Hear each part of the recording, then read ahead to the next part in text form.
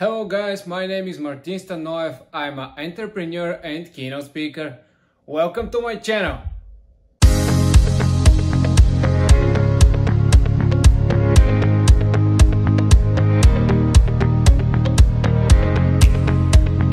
I'm honored to have a living legend in entrepreneurship as a guest on our podcast. He pioneered the world of sporting goods. It was the first to mass produce running spikes. It is my pleasure to introduce you to one of the most influential business leaders of our time, Reebok founder Joe Foster. Today we immerse ourselves in the endless world of entrepreneurship. Mr. Foster, hello. Hello. Nice to meet you. Good. How are you this evening? This evening, well, it's just 4 o'clock our time, so it's it's not too bad. Very nice. We're in America at the moment, which is good because the weather's good here, and it's not so good in the UK. So we're over here with some friends. Yeah, super. My first question is your grandfather and your father were also shoemakers. How did you decide to break away from them and start your own company? How did it all start? Well, it all started, as you mentioned, my grandfather. My grandfather actually founded J.W. Foster and Son. Well, it was in the beginning, it was just J.W. Foster because he was only 15 years old in 1895. But he was really good. He was a good influencer, and he did invent the running spike, mainly because his grandfather used to repair cricket boots, and cricket boots go really way back many years, and cricket boots had spikes in. And when my grandfather saw his grandfather repairing cricket boots, it seemed he asked the question, why have they got spikes in? And of course, the answer was it gives them grip because they play on grass, and without spikes on grass, you would slip. So that gave my grandfather the idea. He was a member of his local athletics club, which was Primrose Harriers in Bolton. And so he thought, well, why don't I put some spikes in the bottom of my running shoes and see if they will make my running a bit better? And of course, they did. In fact, he was just sort of an ordinary midfield runner, not a winner, but in the first race that he had with the spikes on, he came second, which was very unlikely. So he either had a problem or he had a business. The problem was that his friends would think he was cheating, but if he had a business, he would make them spike running shoes as well. And so that's how the spike running shoes started. My grandfather, though, died in 1933, and I wasn't born until 1935, but I was born on his birthday. And so being born on his birthday, they call me Joe. He was called Joe, so that's why I am called Joe, because I was born on his birthday. And during grandfather's time, he had many gold medals in his shoes, many world records. And I don't know if you have heard of Chariots of Fire. Well, Chariots of Fire is a film which immortalized two or three athletes, in particular Harold Abrahams and Eric Liddell. Also Lloyd Burley, who was a bit younger than them, but he was also in the film. And they actually got their gold medals in my grandfather's shoes. So that shows you how good he was and how good his business was. Okay, so I am born in 1935, about 15 months after my grandfather had died and passed away. And 4 years before World War II. So I'm only 4 when we have World War II. And at that time, of course, there wasn't many running events. Nothing much went on. Nobody could go anywhere. So, and education was a bit limited because all the men were fighting. They'd gone to the front. And so our education was a bit limited. Okay, the war is over and I am 10.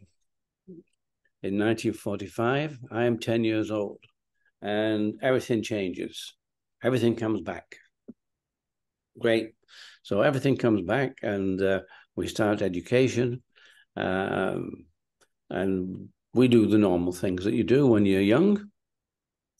Okay, so by the time I'm 18, I have done college, and I've also done 1 year at the J.W. Foster factory, which by now was being run by my uncle and my father. So they're running the factory, but at 18, that's the time when we have to do, or had to do in those days, national service. It wasn't that long after the war, so national service, I go away for 2 years to do my national service. And, you know, when you're away from home, things change. Mother's not there. Nobody's making you meals. You do things differently, and you start to look at life a bit differently. And as it happens, my brother, Jeff, he was 2 years older than me, but we went away at the same time because he had his national service deferred a bit, slightly deferred. So we were both away at the same time. We both came back. I think I was a few weeks earlier, back into the business. And when we came back, what did we see? We actually saw a failing business. My father and uncle, they just did not get on. They couldn't get on with each other. I don't know if you know the story of Adolf Dassler and Rudolf Dassler, Adidas and Addy and Rudy. Well, they didn't get on either. They used to fight. They couldn't work with each other, just like my father and uncle. They couldn't work with each other. Well, Rudy left the company and set up Puma. So we have now 2 companies there, Adidas and Puma. Great. But the Foster family didn't. My father and uncle, they just kept feuding. They just kept fighting. So when Jeff and I came back from doing national service, we found a company which was not progressing. There were only 2 partners in the company. And if they didn't get on together, as they didn't, where does your company go? It goes down. So the Foster family business, my grandfather's business, was failing. Okay, so I'm saying to my father, look, we have to change this. You know, we're not moving forward. By now, Adidas had come into the UK and they'd taken the soccer market. They'd taken that market. And my grandfather used to supply 96 football and rugby teams, all the top teams that you can mention in the English Football League and the Scottish Football League, all the top, Manchester United, Manchester City, Arsenal, Liverpool, you name them. Foster's used to supply them with boots and training shoes. All that business, they'd lost it.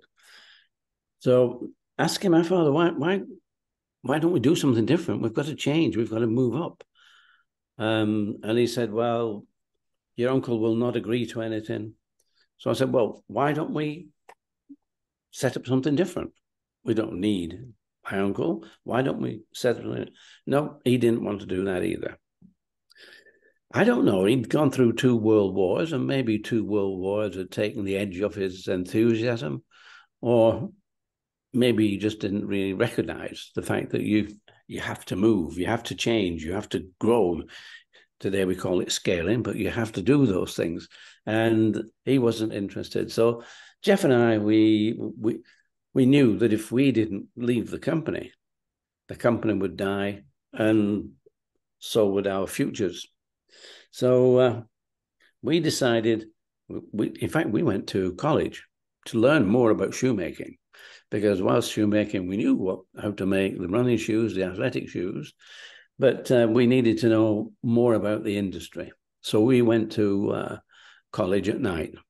And the good thing about that is that we made a lot of friends, a lot of people who, when we did decide that it was time to leave in 1958 and we wanted machinery, they could tell us where to get the machinery, materials, who to buy materials off. So we got a lot of help by going to college. And in November 1958, Jeff and I, we left the Foster family business and we set up Mercury Sports Footwear. And Mercury Sports Footwear, that was the name we chose. It was good, we liked it. And we had the little icon, the Mercury winged messenger. He was our logo. And so we loved that. We thought that was great. And 18 months in that business, and we're doing well. And the accountant says, Joe, you better register that name because you're doing well, you're making money. And, register? I'm 24, 25, and why do we need to register the name? Well, we know the answer is very obvious. And if somebody else thinks it's also very good, they start making Mercury shoes. Oh, who owns the brand? So, right, I go to see a patent agent. I'm sent to see a patent agent by our accountant. It's a nice day in May. And we're talking about 1960 now, May 1960. And we have a discussion. And he'd been told of the name Mercury. And the information he had for me was that Mercury was already registered. It was registered with Lotus and Delta British Shoe Corporation. British Shoe Corporation were very big at the time. We were very small. And I said, well, what do we do? Well, the agent said, look, they're not using it. And they said, you can buy it off them. Okay, I can buy it. How much do they want? I said, £1,000. Well, £1,000 is not a lot of money these days. But in those days, I'm afraid it was too much for us. We just set up our small factory for £250. Everything, all the machinery and anything we wanted. £250. And we were in business. I said, well, we can't afford that. He said, well, since they're not using it, you can take them to court because they're not using it, and you can claim the name. Okay. And I said, how much is that going to cost? And he said, £1,000. So we couldn't do that. So, okay. He said, if you can't buy the name or we can't take them to court, you need a new name. And say it was in May. It was a nice day. His window was open. And he pointed to a sign down the road, Kodak. And I said, well, what's with Kodak? He said, well, they invented the name. So no dispute. It's their name. They can register that. Bring me a name like Kodak. Okay. So he said, but don't bring me one name. Bring me 10. And I'm saying, what? 10 names? This is our future. We've got to be in love with this. How can I? He said, the problem is we have to put these through the register and check out and see if nobody else has anything near or has any claim on whatever name you bring. So bring me 10. Okay. So I go back and we sit round the table and we start thinking, about Cougar Sports. That sounds pretty good. Yeah, Cougar Sports. Yeah. Falcon Sports. Yeah, okay. Two nice names. We're obviously on the animal and the birds theme. That's the way we're going. However, now let me take you back to 1943. 1943. I am 8 years old. It is in the middle of World War II. And whilst we couldn't go places, what they did have, they had events, local events. And I was entered into an 80 yards race. And I won the race. Great. I had one advantage. I had Foster's spikes. I don't think many of the other 8-year-olds had a pair of spikes. So I may have had an advantage. But however, I won. Right. So I go up to collect my prize. Right. And what do I get? I get a dictionary. A dictionary. I'm saying, where's the football? Come on, I'm a kid. I'm 8 years old. Who wants? And we had very little education, so who needed a dictionary? And it was a Webster's dictionary. Webster's dictionary is an American dictionary. And here I am, 8 years old, middle of World War II, and I get a dictionary, an American dictionary. Okay, let's fast forward. Fast forward to 1960. And my dictionary is sat on the table next to me. Well, I like the letter R. I don't know why. It's just one of those things.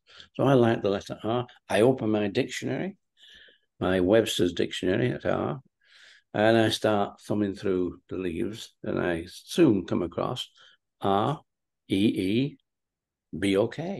Reebok. What's that? So I look at what this is, and this is a small South African gazelle. We're a running company. Gazelle, running company. Fantastic. Just what we need. Put that at the top of the list. So we put that top of the list, and we thought of other names. The other 9 names had to come in as well. So, and I take these back to the patent agent, and he said, "Okay, let's have a look." And I said, "Well, look, Reebok. We've got Reebok. That's at the top of the list, and the reason it's at the top is really that's what we want." But he's just the agent, and he said, "Well, we'll see what we can do." He has to test these on the register. So we tested them on the register, and 2 weeks later, he came back and said, "Joe, you've got your wish. And that is you can use Reebok." Just one caveat, and that is that the registrar, in his wisdom, has said, because that's an animal, if somebody makes shoes out of Reebok skin, you can't stop them. So for that reason, we're going to put you in Part B of the register. Well, up to about 4 weeks ago, we didn't even know there was a register. So what's the difference? We're in Part B. However, 10 years later, the registrar came back and said, we put you in Part A of the register now. Okay, why is that? Well, he said, everybody now knows that Reebok is a sports shoe, not so much the animal. So that's how we became Reebok. Yeah, this is a so interesting story. I assume one of the hardest things to do is to tell your dad that you are leaving the family business and you are starting your own. And I guess it must have been harder yet to tell him that you are remaining in the same industry. Do you mind sharing with us what transpired? So the question is, how did we start off, or was it to do with the family? The family. Yeah. The family. Well, of course, it did split the family because my father didn't speak to me for a long time, maybe 2-3 years, and we decided the Fosters really, whilst they made all the sports shoes you could think of, boxing, wrestling, cycling, running, football, they made that. But the biggest business was running. So we decided not to go into running. We went into cycling, and we moved to the next town so that we wouldn't compete as Adidas and Puma did in the same time. We didn't want to compete in that way. So we moved down the road, and yes, it was difficult for a while, but we were young, and you don't feel so bad about doing these things. And we had talked to my father an awful lot about why don't we set up away from Foster's so that we can make a future, and he turned that down. So really, he couldn't blame us for doing that. We sort of made the point that we need a future, and the reason that Jeff and I left is that we didn't see a future, and the company would go out of business without any doubt. The company would go out of business because nobody would want it. So yes, there was a few. Mother didn't worry too much. I think she knew a lot about the fact that we needed to do this, so she was okay. But unfortunately, my father didn't speak for a while. But he did come round in the end, and we did speak, especially when we started to really grow. We scaled, and we started to be a company much bigger than Foster's. And he saw what we'd done. By that time, my uncle had died, and so the J.W. Foster company belonged just to my father. But there was no enthusiasm there. So, and eventually, when my father died, we actually took over the company and we bought the company off mother. So, yeah, it did cause a bit of an upset in those early days, but we got over it. Yeah. When you started Reebok, people did not walk barefoot, yet you created a global brand. What was it that brought the company to the top of the world? Or was it collection of things for that matter?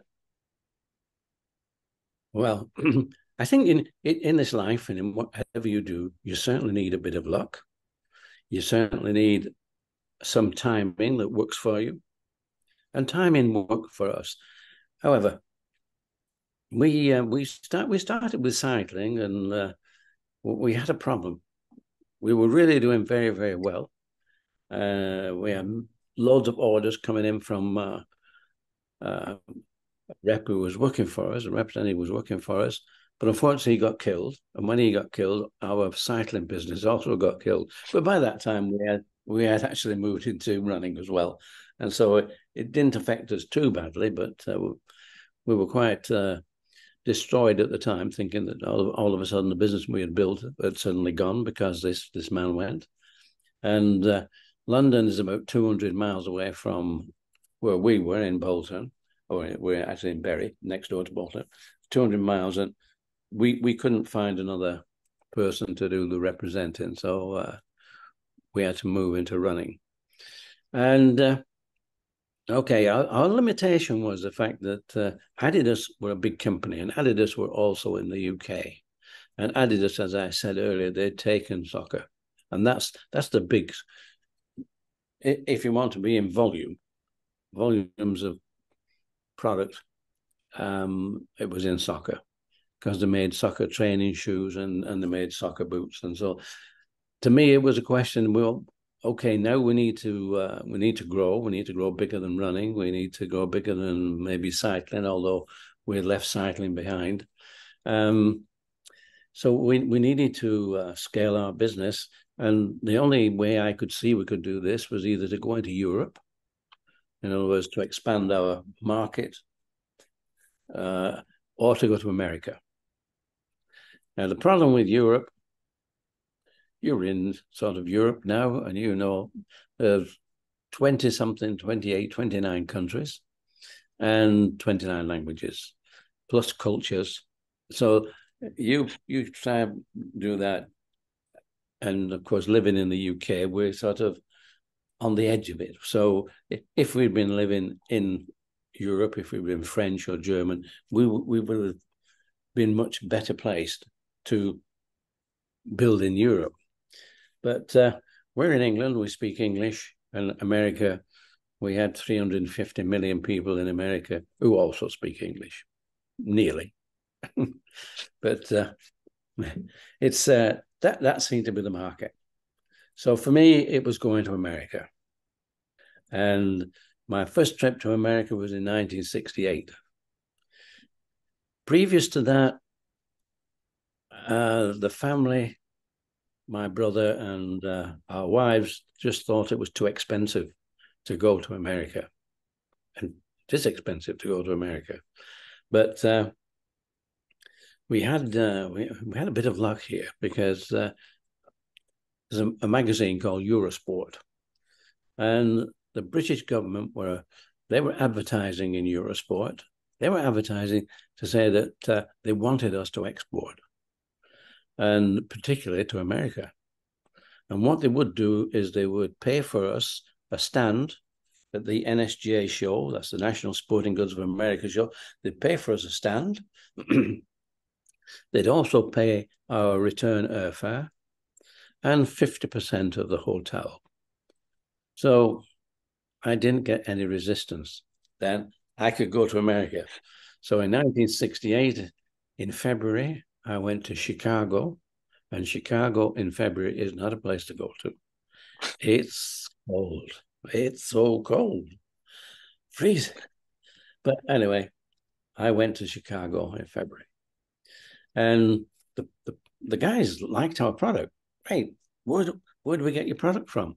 And I'm saying England. And they're saying, is that New England? No, not New England. No, England across the water. Oh, near London. Yes, near London. So that was good, but nobody wanted to import. So I have to try to find somebody who would be a distributor. Do you know how long it took me to get a distributor? I don't know if you've read the book, but it took me 11 years. So from 1968, I didn't get a distributor until 1979. And the difference was that in 1979, well, for 10 years, there'd been a magazine out called Runner's World. And running went from something that was just track and field to marathons, people going out training, 5Ks, 10Ks. So people took running on as a means of getting fit, keeping fit. And once they started to get fit, they wanted to enter races. They wanted to, and so the market for running grew fantastically. And with it grew Nike. Nike started with the running boom, and that helped Nike to really grow. But we're across the water. And so, okay, I'm advertising in Runner's World, and we're doing our best to try to get a distributor. And I had at least 6 failed attempts. We tried, but it didn't seem to work. However, Runner's World became such a big magazine that Bob Anderson, who was the editor, he decided he could tell everybody which is the best shoe, which shoe should you buy. And of course, it wasn't Reebok, it was Nike. The problem is that by that time, there were millions of Americans running. And as soon as Bob Anderson said, Nike is the number one shoe you should have, we've done all these tests, then probably 5 or 10 million wanted to buy that shoe. The Americans are like that. Well, something's big, something's good. But Phil Knight is importing those shoes from Japan and Asia. And the demand, by the time they got to sort of handle those orders, a year had gone by. So it was a complete failure. And Bob Anderson of Runner's World decided he would put another shoe up there as number one, which he did. And I don't know who it was. I can't remember the second one. Same happened. Big demand, but there was no supply. Okay. So third year, Bob Anderson changed it. And instead of going to tell everybody which is the number one shoe, he decided he would have ratings, star ratings. So if you got a 5-star rating, that was the top. But there could be 3 or 4, maybe more 5-star shoes. So that meant that people were not just clamoring for one shoe. There could be 3 or 4. And we actually got a 5-star rating for our training shoe. In fact, we got 3 5-star ratings. We got one for our spike track shoe, and one for a road racing shoe as against a road training shoe. So we got 3 5-stars. And with that, I managed to pick up a distributor because I'd met a guy called Paul Fireman. And Paul Fireman was running a small company called Boston Camping. And Boston Camping, they were obviously selling tents, fishing rods, all sorts of bits and pieces to do with that. And I got on very well with him at the exhibition, and I could tell he wanted to change. And he said, Joe, you get 5 stars and I'll be your distributor. So that was it. We got the 5 stars, and Paul Fireman, I gave him the license to be the distributor in USA, because that being the big market, running being so big, great. And and that was that day. The shoe magazine for Runner's World came out in August, and I'd been across to America after being at the NSGA in January. I'd been again in May to check up. In fact, I'd been to see Kmart, because during the exhibition, running growing so much, the Kmart came up and they wanted 25,000 pairs. Wow, that was the biggest order that we'd ever even contemplated, which was a great order. But he also said we need a better price. our small factory in the UK. We produced them at a certain price, but he wanted better. And I knew what he wanted. I knew we had to move to Korea, move to the east, just the way that Tiger were. We had to move east to Asia to get the right price. And I had been, we didn't go into this totally blind. I knew that these questions would come up, and I had been in touch with the agent for a Korean factory. And also, I don't know if you know Bata. Bata are the biggest shoe manufacturers in the world, and in those days, they had retail in every country in the world. But a good friend of mine was just setting up the sports division. So he said, Joe, if you get a distribution, you need some help, we will help you. So Bata promised to help, and also I had the Korean people. So Kmart, yes, I went to see Kmart, but I had the feeling they're such a big company that if the sale of the Reebok shoes didn't match the profitability that they were looking for, 25,000 pairs would be my first order and my last order. So I decided instead to go see Paul Fireman. I liked him. He had a very small company. I thought it would be nice to bolt on the Reebok shoes with his company. That would be great. Okay. So it's the end of July when the magazine, the August magazine, Runners magazine came out, the end of July, the August edition. And I phoned Paul. I said, Paul, can you go down to the local kiosk and see how we did in the star ratings by a magazine, Runner's World? It's about an hour later, Paul came back and said, Joe, Aztec, that was our training shoe. 5 stars. You got the 5 stars. Well, that was it. For me, we just hit the jackpot. That was it. Wow. We got 5 stars. And then he said, you also got the ones for Inca and Midas. Those were the other 2 shoes. So we had 3 5-star shoes, and now we're in America.